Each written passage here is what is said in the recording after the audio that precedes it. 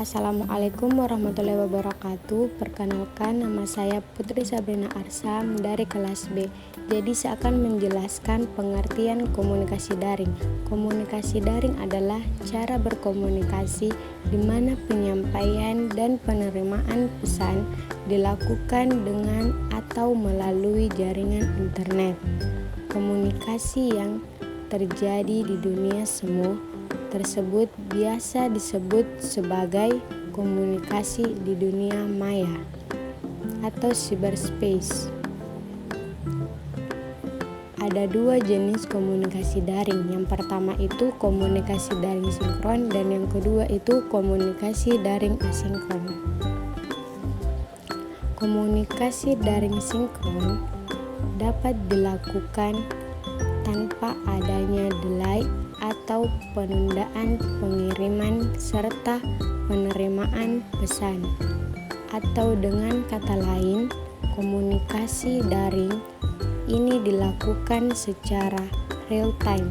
Contohnya adalah video call dan lain sebagainya. Komunikasi daring asinkron dapat dilakukan dengan adanya delay atau penundaan pengiriman serta penerimaan pesan. Contohnya adalah pengiriman pesan melalui email dan lain sebagainya.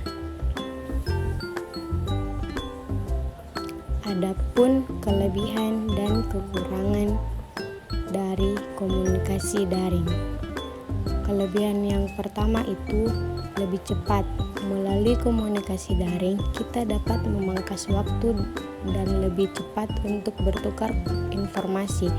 Globalisasi internet telah mendekatkan orang yang jauh dan juga membantu pertumbuhan ekonomi. Efisien biaya. Dengan menggunakan komunikasi daring, kita sudah tidak perlu mengeluarkan terlalu banyak biaya seperti biaya transportasi perjalanan, makanan, dan lain-lain.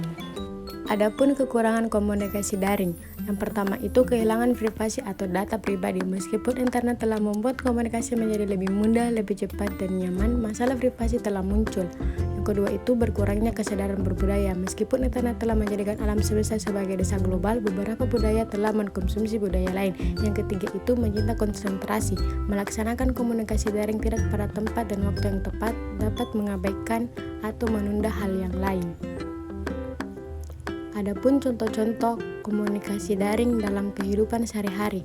Yang pertama itu komunikasi tertulis adalah keterampilan yang diperlukan saat menyampaikan maksud secara tertulis berupa penggunaan kata-kata, gambar, tabel, dan lain sebagainya.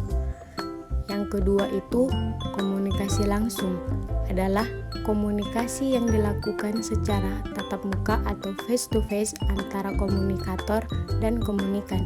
Selain itu, kita juga dapat melihat dan menerima umpan balik secara langsung dari lawan bicara.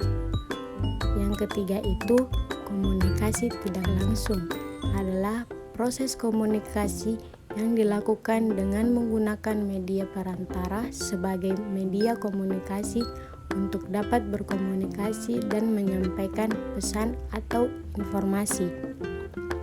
Yang keempat itu komunikasi formal adalah komunikasi menurut struktur organisasi, yaitu komunikasi ke bawah, komunikasi ke atas, dan komunikasi horizontal. Contohnya bos dan pegawai di sebuah perusahaan. Yang kelima itu informal adalah komunikasi yang terjadi dalam suatu organisasi yang tidak ditentukan dalam struktur organisasi dan tidak dapat pengakuan resmi yang juga tidak berpengaruh terhadap kepentingan organisasi yang bersangkutan. Contohnya seperti obrolan antar teman, desas-desus, dan lain sebagainya.